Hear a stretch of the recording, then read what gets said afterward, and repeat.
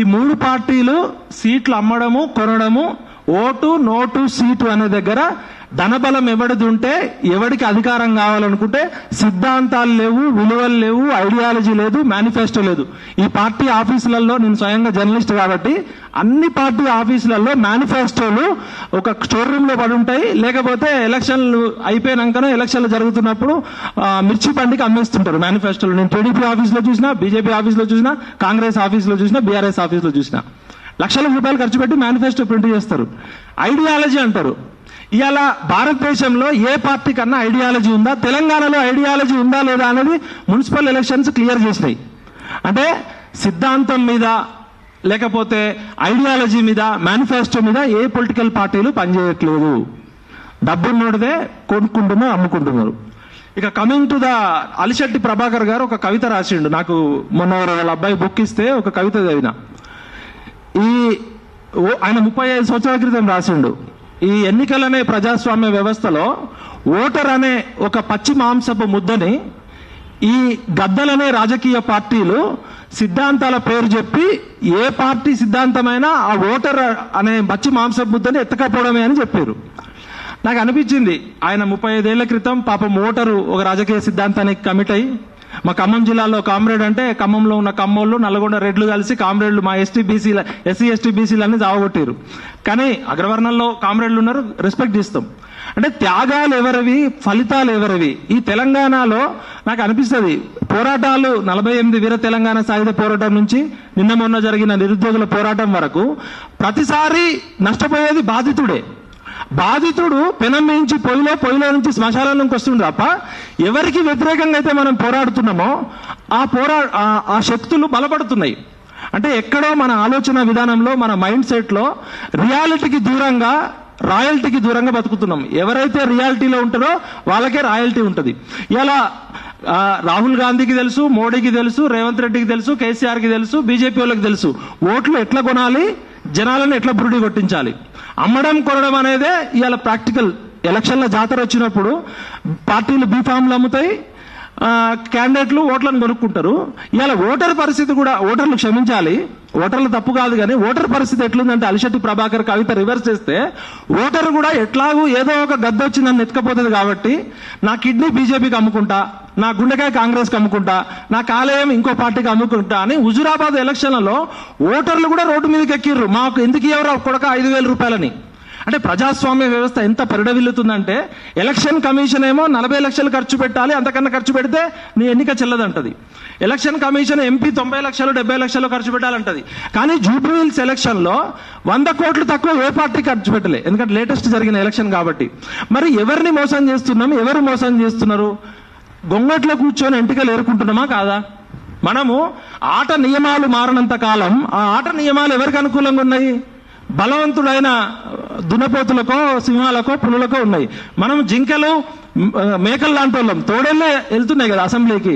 కాబట్టి ఈ యొక్క రౌండ్ టేబుల్ కాన్ఫరెన్స్ పెట్టినందుకు ముఖ్యంగా మా శేషగిరి అన్నని, వినోద్ అన్నని, దిలీప్ సార్కి హృదయపూర్వక అభినందనలు చెప్తూ, మొత్తం మనము ఆట నియమాల గురించి కూడా చర్చించుకోవాలి. ఇది ఒక రౌండ్ టేబుల్ కాన్ఫరెన్స్, ప్రెస్ ముందు మాట్లాడాల్సిన అంశం కాదు. క్యాన్సర్, ఎయిడ్స్, కరోనా కన్నా పెద్ద రోగం ఇవాళ భారతదేశ ప్రజాస్వామ్య వ్యవస్థలో ఉంది. రోగం తెలుసుకోకుండా ట్రీట్మెంట్ ఇవ్వలేము. రోగం కరెక్ట్గా అర్థం చేసుకుంటున్నామా, మనం ప్రాపర్గా డయాగ్నోస్ చేస్తున్నామా లేదా అనేది చేయాలి. దీనికి అవసరమైతే ఒక 1-2 days వర్క్షాప్ పెట్టాలి. ఫోన్లు పక్కకు పెట్టి మనం ప్రాబ్లం స్టేట్మెంట్ ఐడెంటిఫై చేయకపోతే సొల్యూషన్ రాదు. నా వయసు 48 ఏళ్ళు. మా నాన్న తెలంగాణ ఉద్యమంలో ఉన్నాడు. దిలీప్ సార్ గారు ఆయన చిన్న వయసులో ఉన్నప్పుడే ముచ్చర్ల సత్యనారాయణ గారు చేయి పట్టుకొని ఉద్యమాల్లోకి వచ్చాడు. ఇక్కడ ఉన్న అందరం త్యాగము, నిజాయితీ, ధైర్యం ఉంది కాబట్టి ఇక్కడ ఉన్నాం. ఒకసారి మనకి మనం చప్పట్లు కొట్టుకోవాలి 4 కోట్ల మందిలో ఇక్కడ ఉన్నందుకు.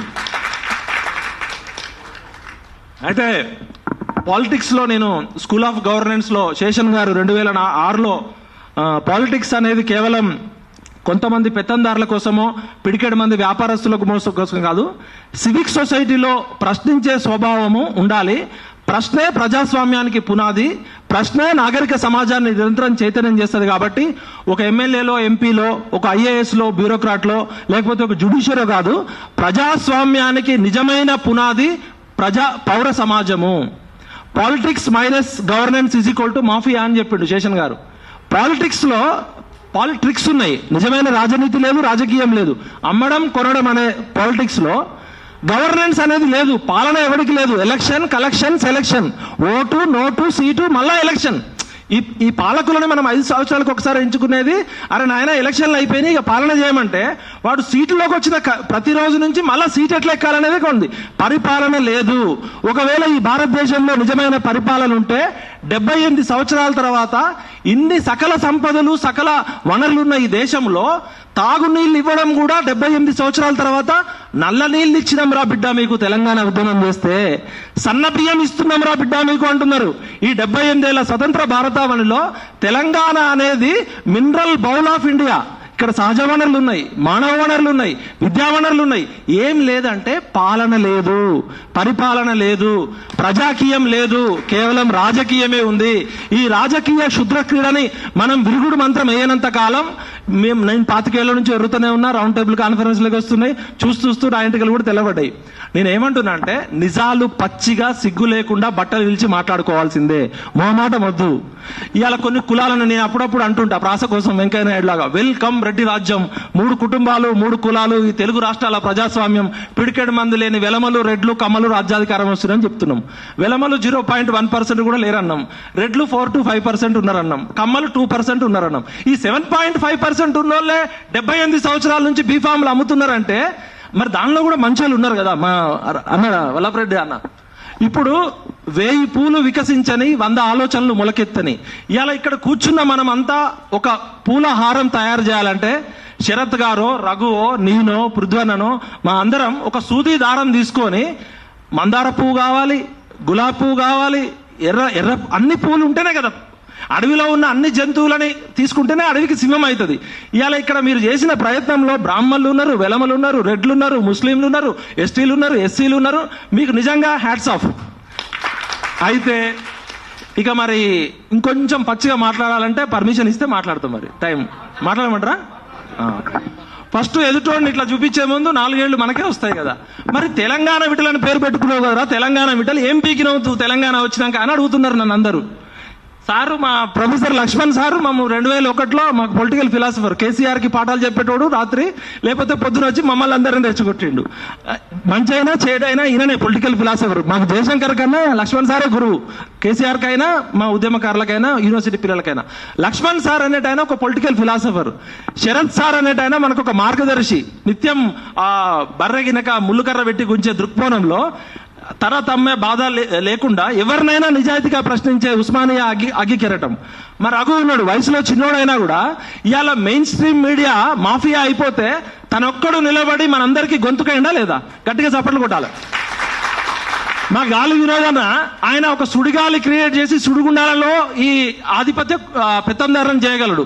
కాకపోతే మనందరికీ ఒక ప్రాబ్లం ఏంటంటే నేనే తోపు, విఠల్గాడే తోపు, నేను ఇంకెవరిని కలవా, నాకు మైక్ ఇస్తే గంట సేపు మాట్లాడితే వెళ్ళిపోతా, ఎన్ని వ్యూస్ వచ్చినాయి చూసుకుంటా. మనము నేను అనే ఈగో ప్రాబ్లంతో చచ్చిపోతున్నాం. నువ్వు నేను కలిస్తే మనం కలిస్తే జనం కలిస్తే ప్రభంజనం. ఈ ఈగో ప్రాబ్లం లేకుండా ఉంటే మిమ్మల్ని అందరినీ అసెంబ్లీకి పంపించే దమ్ము నాకుంది, మీకుందా? అయితే నేనంటే ఇక్కడ నా ఒక్కడని కాదు, ఇవాళ శరత్ సార్ కానీ, నేను కానీ, రఘు కానీ, పృథ్వన్న కానీ, మేమంతా మా వయసులో టీనేజ్ అంతా చంద్రబాబు నాయుడుకి వ్యతిరేకంగా, రాజశేఖర రెడ్డికి వ్యతిరేకంగా, రోషయ్యకి వ్యతిరేకంగా, కిరణ్ కుమార్ రెడ్డికి వ్యతిరేకంగా జైళ్లకు పోయి కేసులు పెట్టుకొని ఒక తాగుబోతు కేసీఆర్ అనేటువంటి పాస్పోర్ట్ బ్రోకర్ని తీసుకొచ్చి తెలంగాణ జాతిపిత చేసిన పాపం మాదే, మంచి మాదే. సరే తెలంగాణ రావడం వల్ల ఒక 20% 30% భౌగోళిక తెలంగాణ వచ్చింది. ఒక కమ్మాయన చంద్రబాబు నాయుడు పోయి ఒక వెలమాయన వచ్చిండు. వెలమాయనతో పాటు వెలమ కులంలో కొంతమంది కేసీఆర్, కేటీఆర్, హరీష్ రావు, సంతోష్ రావు, వినోద్ రావు వాళ్ళు వచ్చారు. కమ్మోళ్ళు దోపిడీ చేస్తున్నారని మనమంతా శిగం ఊగినాం, 1200 మంది పొరగాలు వచ్చారు. మళ్ళా వెలమాయన వచ్చిండు. వెలమ కులం మీద కానీ, రెడ్డి కులం మీద కానీ, ఏ కులం మీద నాకు వ్యతిరేకత లేదు. అగ్ర కులాల్లో ఉన్న అభ్యుదయ భావాలు త్యాగం చేయబట్టే కనీసం మనం ఇవాళ ఇక్కడ ఉన్నాం. నిజంగా మాట్లాడుకోవాలి. ఇక్కడికి ఒక బ్రాహ్మణ ఆయన ఉన్నాడు, ఒక కర్ణం ఆయన ఉన్నాడు, మేడం ఉన్నారు, ఇవాళ రెడ్డి ఆయన ఉన్నాడు. కులాలకి మేము వ్యతిరేకం కాదు, కానీ ఎవరికి వ్యతిరేకం అంటే ఈ తెలంగాణ నిత్యం రక్తసిక్తమై కొన్ని వేల లక్షల మందిని చంపిన దోపిడీదారులకు మేము బరాబర్ వ్యతిరేకం. అవునా కాదా? వాడు ఏ కులమోడైనా, మా మున్నూరు కాపోడైనా, ఎస్సీ అయినా, బ్రాహ్మణుడైనా. ఫస్ట్ మనం కులాలను తిట్టడం బంద్ చేయాలి, నాతో సహా. నేను కూడా తిట్టినా క్షమించమని అడుగుతున్నా. అయితే ఈ అందరి తెలంగాణ కొందరి తెలంగాణ మార్చిన దుర్మార్గులు ఎవరో వాళ్ళ లిస్టు బయట పెట్టాలి. మనం తెలంగాణ ఉద్యమంలో నేను లగడపాటి రాజగోపాల్ని కొట్టినా, రాయపాటి సాంబశివరావు మీదకి పోయినాం, ఎవరైతే సమైక్య ఆంధ్ర వాళ్ళు ఉన్నారో వాళ్ళ మీద ఫిజికల్ అటాక్ కూడా చేసినాం. మేము ఢిల్లీలో పార్లమెంట్ దగ్గర లగడపాటి గారిని ఉరికించి కొట్టినా, నా మీద 10 కేసులు అయినాయి. నేను ఏమంటున్నా అంటే ఆవేశంతో అమాయకత్వంతో తెలంగాణ ప్రతిసారి నష్టపోతుంది.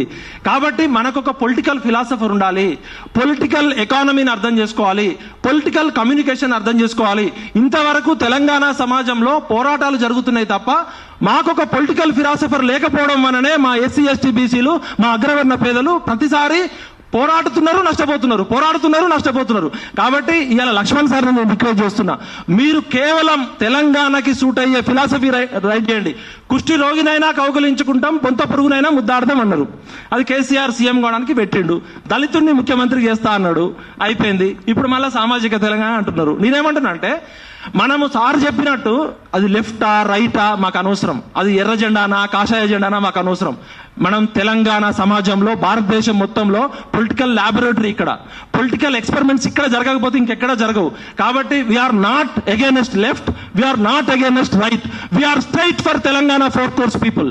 మనం ఒక కొత్త సిద్ధాంతాన్ని ఇక్కడ క్రియేట్ చేయాలి. అది ఎంఎల్ పార్టీ తుపాకీ పట్టుకుంటే మేము వ్యతిరేకం, కానీ ఎంఎల్ పార్టీ బ్యాలెట్ లోకి వస్తే మేము అనుకూలిస్తాం. అదేవిధంగా బీజేపీ వాళ్ళకు కూడా నేను రిక్వెస్ట్ చేస్తున్నా, బీజేపీ సిద్ధాంతం ఏందని నేను బీజేపీలో 100 మందిని అడిగితే ఒక్కడు కూడా అంత్యోదయ సిద్ధాంతం అని చెప్పలే. వాళ్ళ సిద్ధాంతాన్ని వాళ్ళే మర్చిపోయారు. అంత్యోదయ సిద్ధాంతం అంటే నాకు ఎందుకు రెస్పెక్ట్ అంటే, సమాజంలో ఉన్న చిట్ట చివరి గుడిసెలో ఉన్న పేదవాడి జీవితంలో వెలుగు తీసుకురావడమే దీన్ దయాళ్ ఉపాధ్యాయ చెప్పిండు. మరి వాళ్ళు చెప్పింది ఏంది, అలా చేస్తుంది ఏంది? అంటే సిద్ధాంతాలు ఎవ్వడికి లేవు. బట్టలు ఇప్పుకొని నిస్సిగ్గు లేకుండా బరిబాతన దిగుతున్న బద్మాష్గాళ్ళు ఈ 3 పార్టీలు, అవునా కాదా? కాబట్టి మనము ఈ రోగానికి మందు కనిపెట్టాలంటే రోగాన్ని అధ్యయనం చేయాలి. అది క్యాన్సరా, ఆటో ఇమ్యూన్ డిసీజా, ఎయిడ్సా, అసలు రోగం కరెక్ట్ కనుక్కుంటే మనం ఇక్కడ డయాగ్నోస్ చేయకపోతే ఇంకెక్కడన్నా ఎక్స్పర్ట్స్ కూడా పిలిపించుకుందాం.